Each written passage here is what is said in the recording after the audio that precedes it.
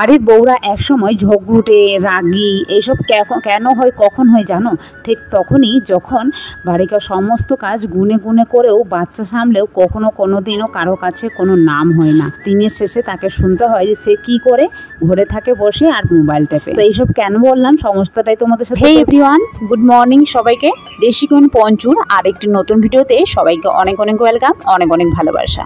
আশা করি যে যেখান থেকে ভিডিওটা দেখছেন সবাই খুব ভালো আছেন এবং সুস্থ আছেন। এখন বাজে ঘড়িতে সকাল 6:30। বাড়িতে সম্পূর্ণ কাজ করার জন্য তো উঠতেই হতো সকালে, তার সঙ্গে সঙ্গে দেখুন ছেলেও কিন্তু উঠে পড়েছে।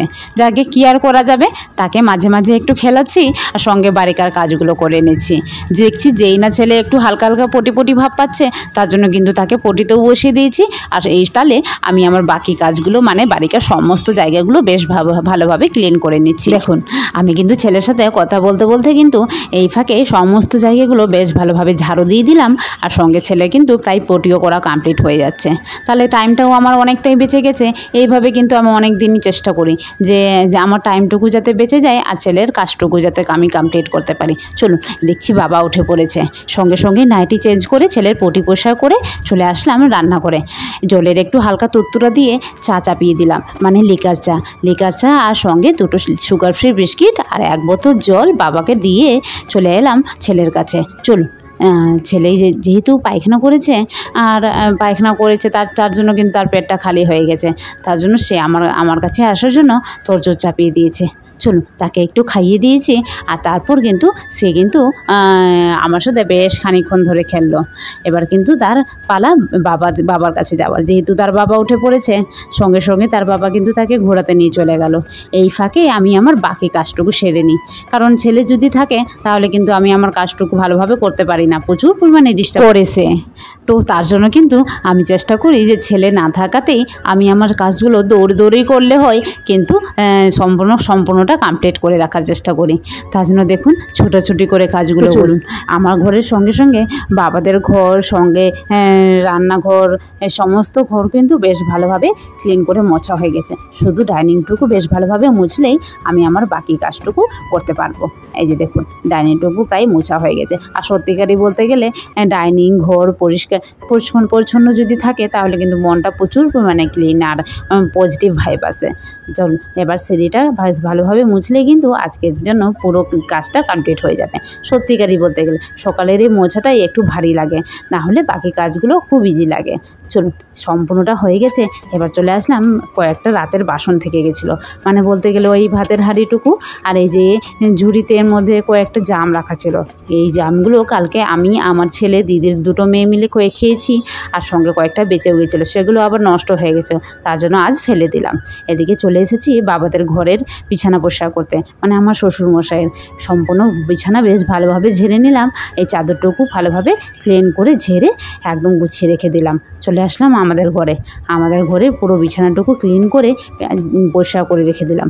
আর বলতে গেলে কি বলুন তো, বাড়ি ঘর বিছানা এইসব যদি পরিষ্কার পরিচ্ছন্ন থাকে না, সত্যিকারই বলতে গেলে মনটা অটোমেটিক্যালি ভালো হয়ে যায়, মানে কারোর সাথে কোনো রকম ঝামেলা কোনো কিছু করতে হয় না। দেখুন বলতে কিন্তু ছেলে কিন্তু এসে হাজির পড়লো, মানে আমি দৌড়ে কাজ করেও কিন্তু আর করে উঠতে পারলাম না। ভাবলাম এই তাহলে কিন্তু আমি আমার বিছানা পরিষ্কার করে নিজেকেও পরিষ্কার পরিচ্ছন্ন করে নেব, কিন্তু সে আরও হলো কোথায়।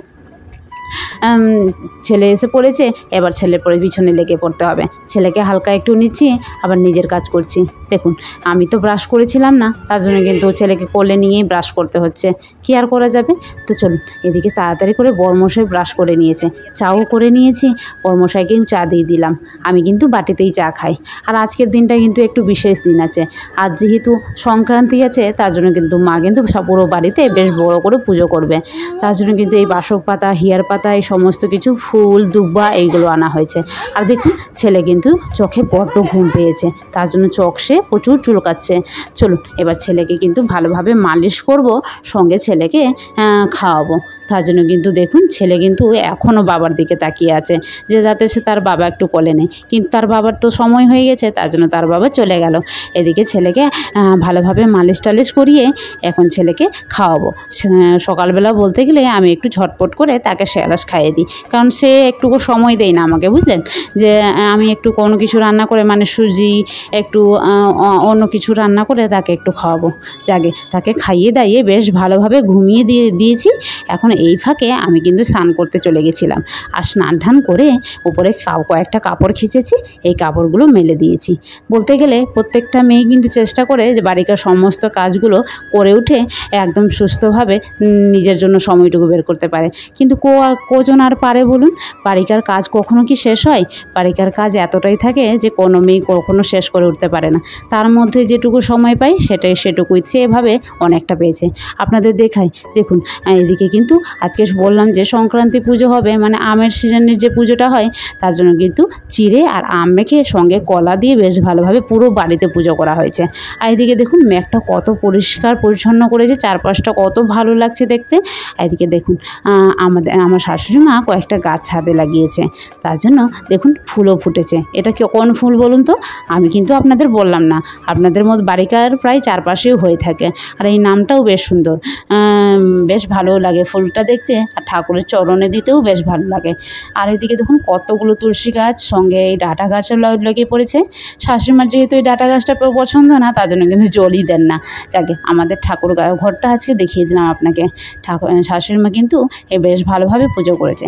যাকে আজকের ভিডিওটা এখান পর্যন্তই। ভালো লেগেছে, ভালো লাগলে অবশ্যই একটা লাইক কমেন্ট শেয়ার করে পাশে থাকবেন। দেখা হবে অন্য